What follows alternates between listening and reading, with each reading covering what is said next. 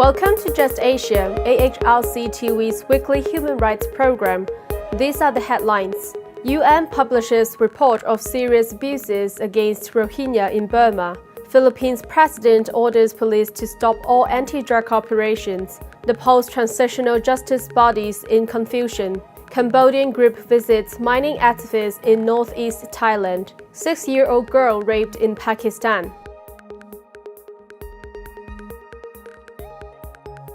Welcome to AHRC TV's Just Asia. I'm April Wong. This week's episode of Just Asia begins with Burma.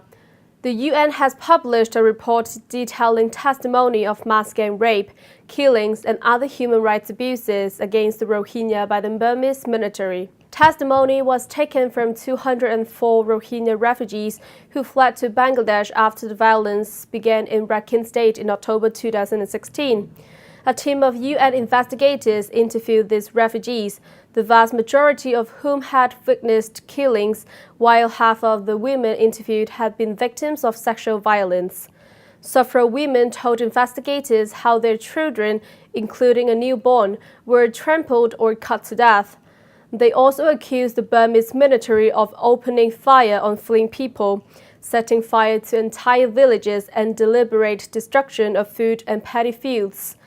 Human Rights Watch issued a statement on Monday accusing Burma's military forces of rape and sexual assault against Rohingya women and girls as young as 13 during the military operations.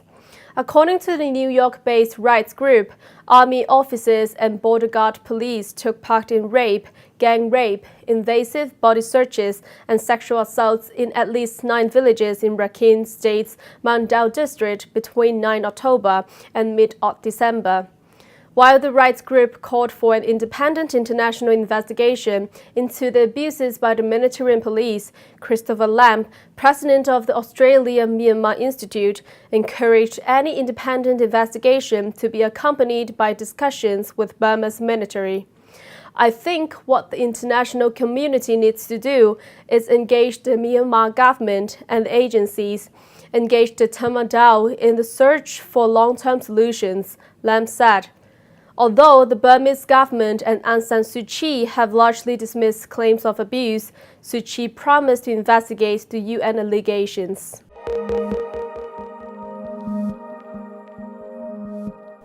Next, in the Philippines, President Duterte has ordered the police to stop all anti-drug operations following the killing of a South Korean businessman and an Amnesty International report alleging police were making money from drug-related killings.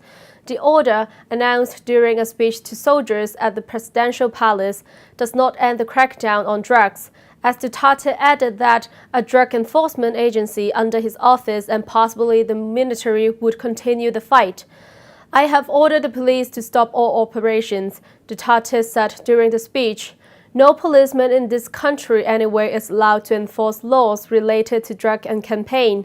The speech follows months of allegations by human rights groups that the police have used the officially sanctioned crackdown to conduct extrajudicial killings. More than 7,000 people had been killed in the crackdown.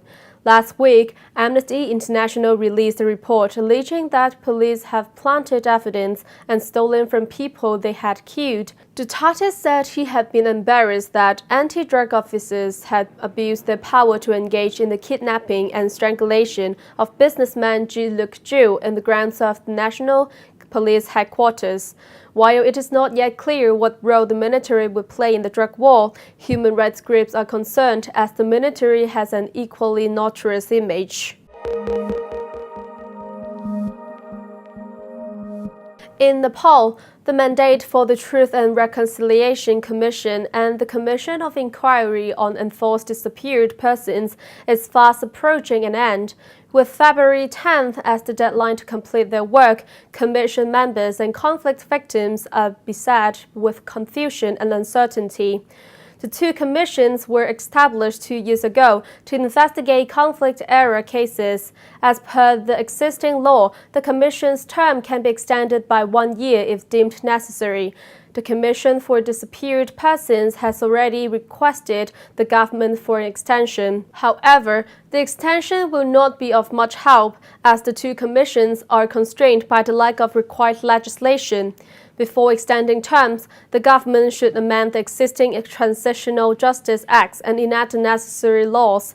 This will bolster the confidence of conflict victims, who do not trust these commissions as they were formed without consulting the victims, and by even ignoring the Supreme Court verdict that directed the process be made victim-centric. With no decision in place and with their tenure ending on February 10th, conflict victims are increasingly worried about whether justice will ever be served. Victims want closer to their cases and an end to their fiasco. Moving to Thailand, an indigenous Cambodian community, the Highland Association, visited the gold mining operation in Loei Province, northeastern of Thailand on February 7 to 8. The purpose of this visit was exposure and education to learn about the effects of mining on the environment, as well as how to advocate against mining. Since 2006, Thai mining company Thongkhom Company Limited operated a mining site in Wang Sapun district, Loei Province. This led to heavy metal contamination of the river and the death of one villager from eating fish from the river. As a result, 6 villages formed a defenders group, the Konrak Banker Group. They are calling for the closure of the mining site and for the company to rehabilitate the environment. Consequently, the KLBK members were implicated in 22 criminal and civil cases. On 15 May 2014, 20 villages were attacked by armed men hired by retired military officials, although the court of first instance delivered the judgment stating that the retired military officials were guilty, but the mining company are trying to operate the mining site again. The KLBK group is now a well-known defenders group, and many academics, students, and staff from local and international organizations visit them at the mining site. Just Asia spoke to Mr. Surapun Rujichayawat, one of the KLBK leaders, regarding their work. Movement of the people in this village quite strong, and they be together in terms of fighting for their land, for their rights. Especially, there's also the support from the local authorities that they play very important role. Even though some of the local authority will bow out, but there's still some local authority who support and always help the people in the village in order to fight against mining projects. This has already happened, and one of the things that we learned that in this mining project, we found that it's at the beginning, every gold mining, every companies always offers good things to the communities, but in the real situation, based on the visit at the field today, we can see that no rehabilitation plan, no decommissioning, all of those affected area. So it's all the mining gold all left for the company, but here they still have the land contamination, so it affects to the people, and especially the stream, the river, the creek, and it affects to the natural resources.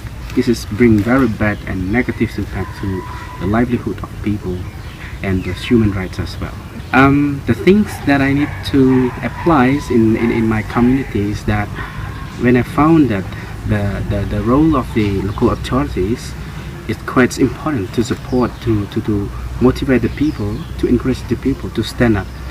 I think, if possible, I'd like to share or to bring back our group, the local authorities from this visit. They go back to their home and they share the experience from this, and they will promote more the idea and knowledge how to help and support their own people over there. In terms of the unity of the people, I saw it's very important.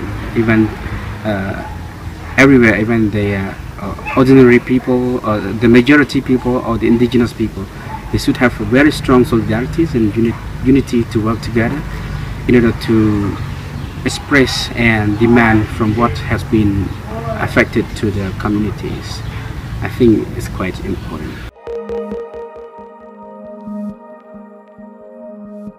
In Pakistan, a mentally disabled 6-year-old girl was raped and dumped in a sewage drain after having her neck split on January 19th.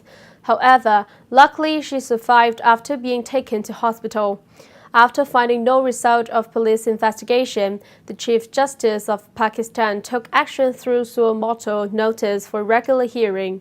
Child sexual abuse has become a common phenomenon in Pakistan.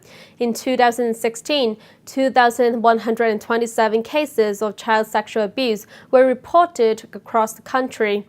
Going by the numbers, each day 10 children are raped in Pakistan, but experts warn that the number could be much higher as many cases go unreported due to the stigma attached to rape in the country.